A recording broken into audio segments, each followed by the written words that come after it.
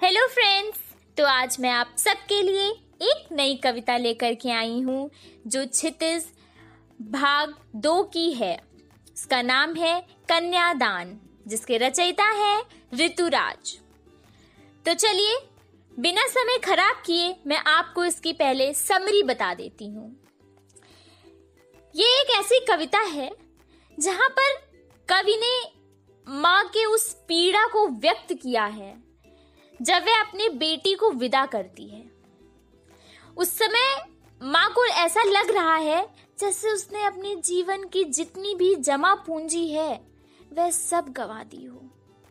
माँ के हृदय में इतनी आशंका बनी रहती है कि कहीं मेरी बेटी अगर ससुराल जाए और उसे वहां पर कष्ट होगा तो वह क्या करेगी, वह कितनी भोली है, उसके भोलेपन का कोई फायदा ना उठा ले।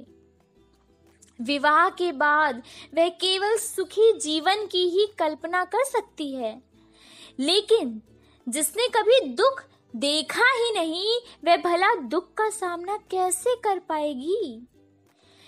फिर कवि इसमें कहते हैं कि सुख सौभाग्य को कैसे वह बेटी पढ़ सकती है, परंतु अनचाहे दुखों को वह पढ़ और समझ नहीं सकती।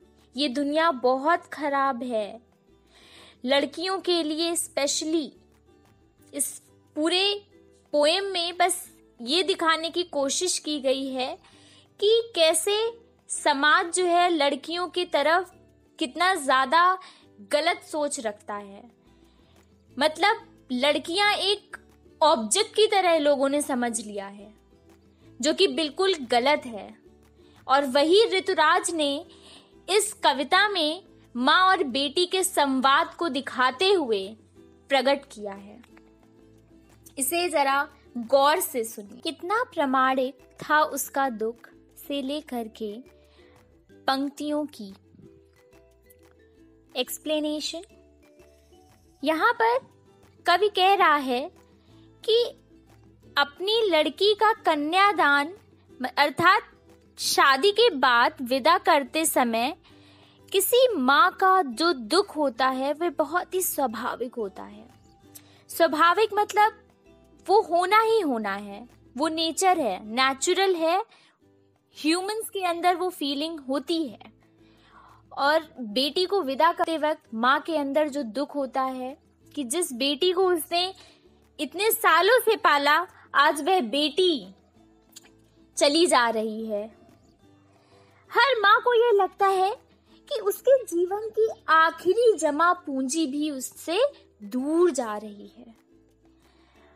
बड़े ही लाड प्यार से उन्होंने अपनी बेटी को पाल पोस कर बड़ा किया था।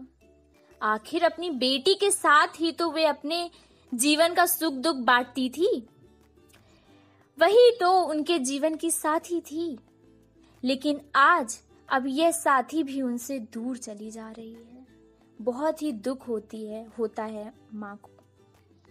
अब आगे कवि कह रहे हैं कि लड़की बड़ी तो हो गई थी लेकिन अभी मैच्योर्ड नहीं हुई थी। मैच्योर्ड यानी सयानी नहीं हुई थी। मतलब अभी उसको दुनियादारी की समझ नहीं थी कि दुनिया कितनी बुरी है। वह बेटी जो थी वह 4 दीवारी में ही रहती हुई आई थी और वह सुख ही सुख देखी थी, उसने दुख कभी देखा ही नहीं।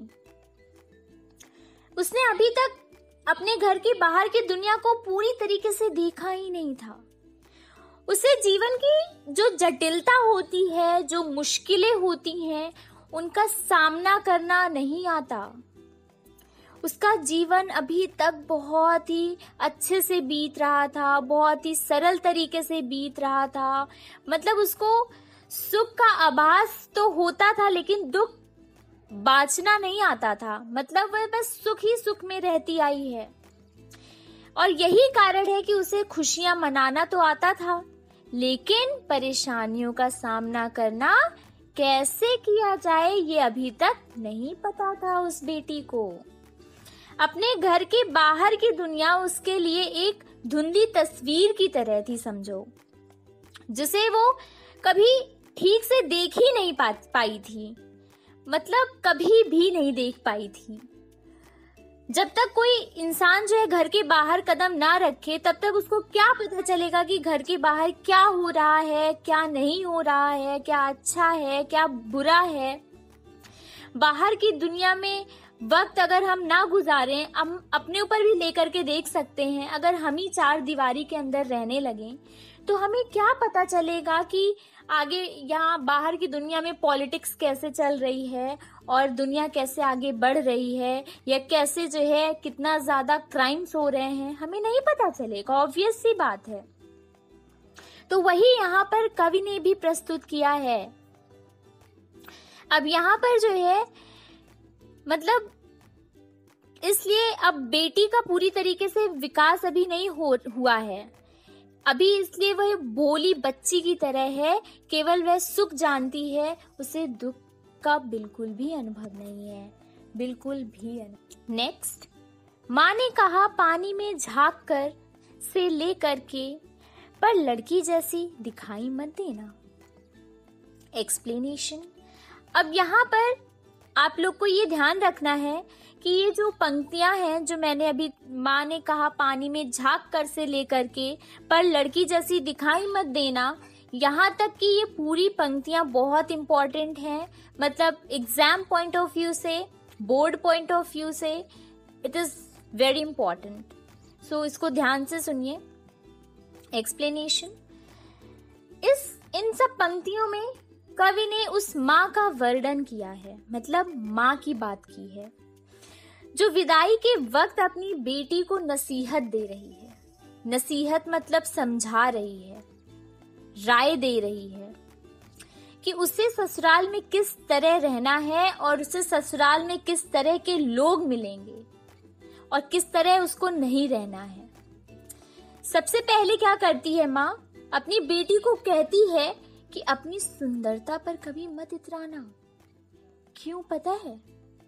क्योंकि जो संसार है, जो सांसारिक जीवन है, उसको सही तरह से चलाने के लिए सुंदरता से ज्यादा हमारे अंदर गुण होना चाहिए।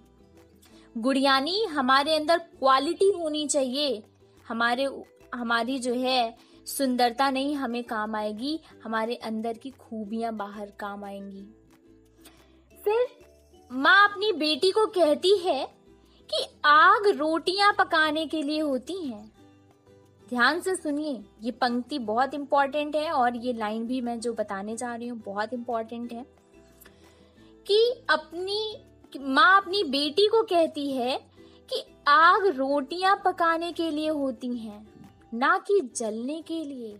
मतलब वह अपनी बेटी को यह बताना चाह रही है कि अपनी जिम्मेदारियों को हमेशा निभाना, लेकिन कभी अत्याचार मत सहना। कोई भी अत्याचार हो उसे मत सहना, किसी भी प्रकार का हो।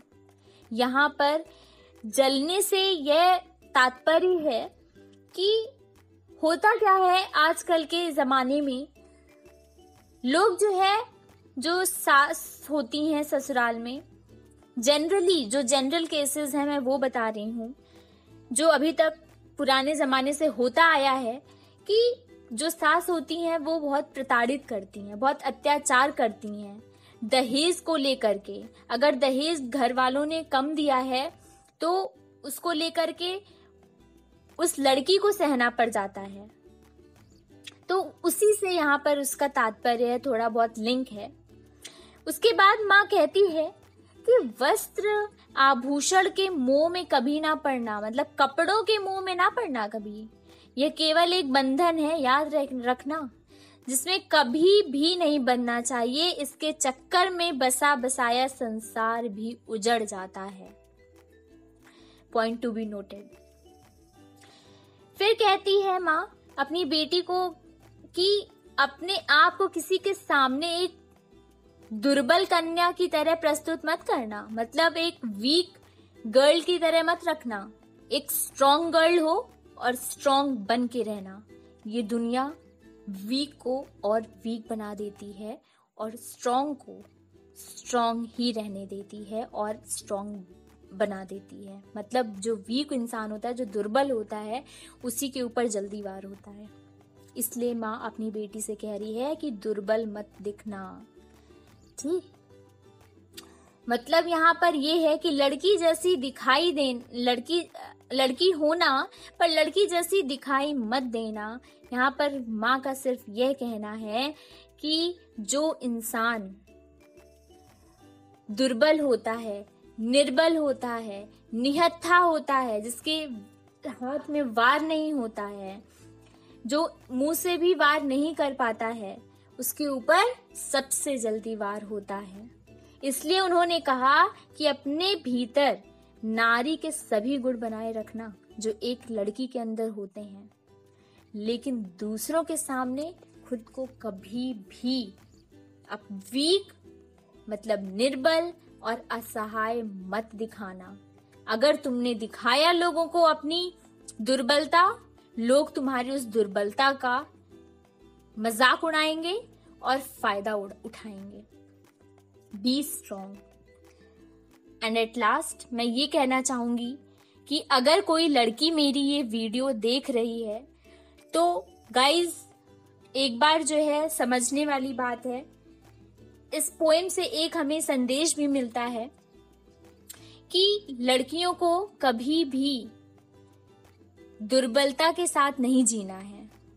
आज की दुनिया बहुत खराब हो चुकी है, आए दिन कुछ ना कुछ क्राइम्स होते ही आ रहे हैं। तो be strong, be attentive, be all time cautious. Thank you friend.